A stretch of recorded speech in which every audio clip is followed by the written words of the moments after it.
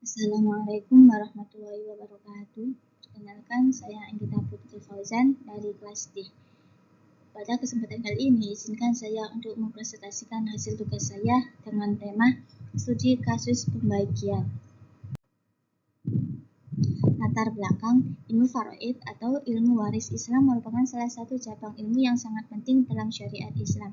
Pembagian waris tidak hanya menyangkut harta benda, tetapi juga menegakkan keadilan sesuai ketentuan Allah Subhanahu wa Ta'ala. Sebagaimana firman-Nya, Allah mensyariatkan bagimu tentang pembagian pusaka untuk anak-anakmu. Surah An-Nisa ayat 11. Bab ini membahas beberapa contoh kasus nyata dalam pembagian waris agar mudah memahami penerapan teori faraid dalam berbagai situasi. Kasus sederhana, waris meninggalkan satu ahli waris. Kasus ini paling mudah karena hanya ada satu orang ahli waris. Contoh, seorang laki-laki meninggal dan hanya meninggalkan satu anak laki-laki, maka anak laki-laki mewarisi seluruh hartanya atau menjadi asobah binafsihi. Penjelasannya, tidak ada pembagian rumit karena tidak ada ahli waris yang lain yang berbagi hak. Selanjutnya, kasus pewaris meninggalkan pasangan dan anak.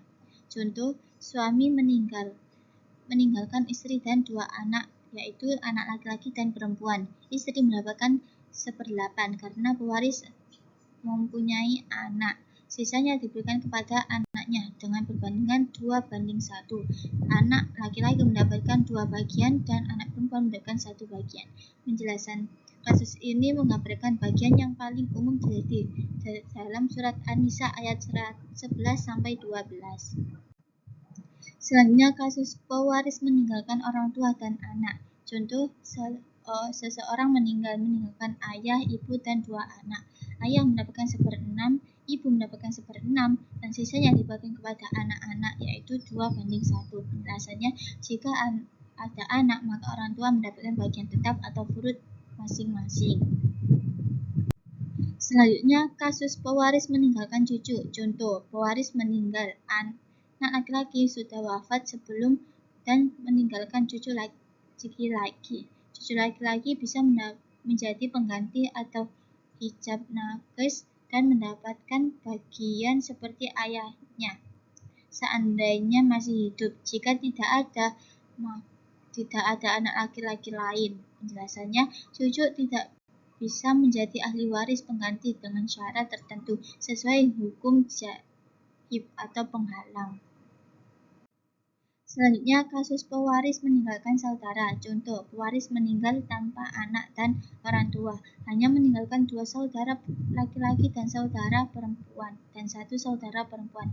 Penjelasannya, jika pewaris tidak memiliki ahli waris, yaitu anak atau orang tua, maka saudara mendapatkan waris pengganti. Selanjutnya, kasus waris meninggalkan paman. Contoh, pewaris meninggal tanpa anak, orang tua, atau saudara, maka paman atau saudara dari ayah menjadi ahli waris pengganti dalam kategori asobah. Penjelasannya, paman dapat menjadi ahli waris terakhir dari garis nasab laki-laki, yaitu asobah nasabiyah, bila tidak ada kerabat lebih dekat. Selanjutnya, kasus kombinasi ahli waris laki-laki dan perempuan. Contoh, pewaris meninggalkan istri, ayah, ibu, 2 anak laki-laki, dan 1 anak perempuan. Maka istri mendapatkan 1/8, ayah mendapatkan 1/6, ibu mendapatkan 1/6. Sisanya dibagikan kepada anak-anaknya, yaitu 2:1.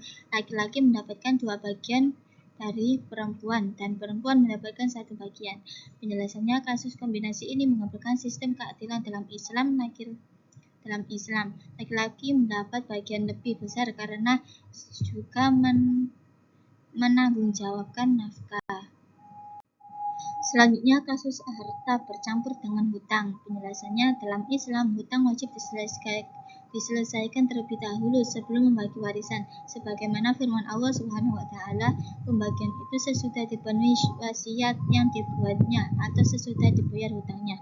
Terdapat dalam surah An-Nisa ayat 11. Contoh, waris meninggalkan harta 100 juta dan hutangnya 30 juta, maka yang dibagikan hanya 70 juta setelah melunasi hutangnya.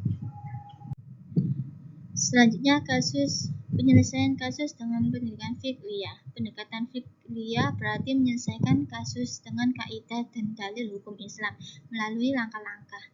Langkah-langkahnya yang pertama menentukan siapa ahli warisnya, yang kedua menentukan bagian setiap ahli warisnya atau furud dan asabah, yang ketiga menghitung proporsi dengan sistem faraid, yang keempat menyelesaikan konflik atau tumpang tindih dengan dalil fikih.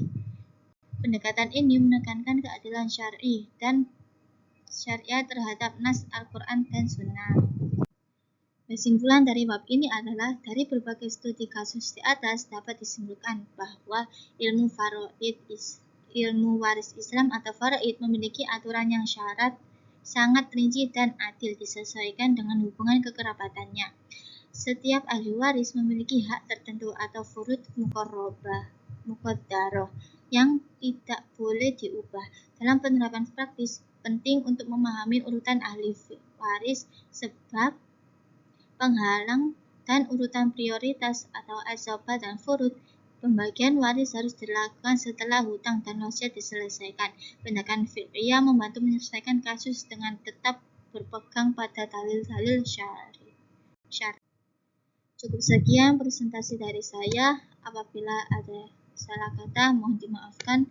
Saya akhiri. Wassalamualaikum warahmatullahi wabarakatuh.